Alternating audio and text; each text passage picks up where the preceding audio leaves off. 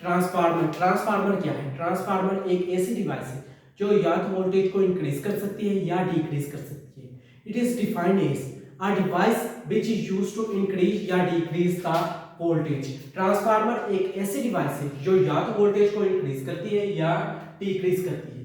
अगर हम देखें तो ये म्यूचुअल इंडक्शन के फिनोमिने पे बेस करती है। म्यूचुअल इंडक्शन का क्या फिनोमिना था? म्यूचुअल इंडक्शन में हम अगर एक तरफ ईएमएफ एक तरफ अगर हम मैग्नेटिक फील्ड जो चेंज होगी तो दूसरी तरफ इंड्यूस करंट या ईएमएफ इंड्यूस होगा।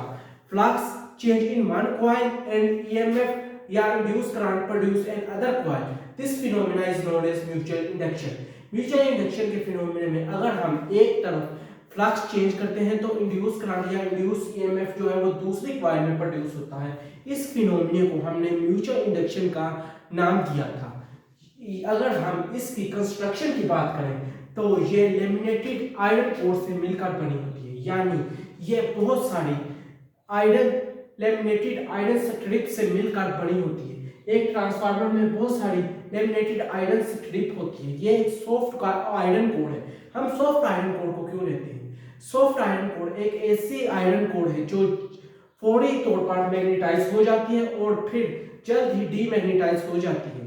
अगर हम इस साइड में इस अल्टरनेटिंग करंट प्रोवाइड करते हैं, अल्टरनेटिंग करंट जब हम इसे प्रोवाइड करते हैं तो इसमें फर्स्ट कॉइल में फ्लक्स चेंज होता है। फ्लक्स चेंज होने की वजह से यहाँ से ईएमएफ जो है वो इसी आयरन कोर एक आयरन कोर मैग्नेटाइज हो जाती है। आयरन कोर के मैग्नेटाइज होने से यहाँ से करंट जो है वो यहाँ तक जाएगा और यहाँ दूसरी कॉइल में ईएमएफ या इंड्यूस करंट प्रोड्यूस हो जाएगा।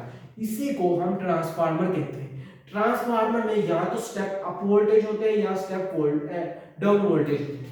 अगर नंबर ऑफ टर्न जो है वो प्राइमरी में कम होगी, सेकेंडरी में ज्यादा होगी तो वो स्टेप अप वोल्टेज होगा, यानी वो स्टेप अप वोल्टेज होगा। और अगर नंबर ऑफ सेकेंडरी कॉइल जो है वो कम होगी और नंबर ऑफ प्राइमरी में टर्न ज्यादा होंगी तो वो होगा स्टेप डाउन।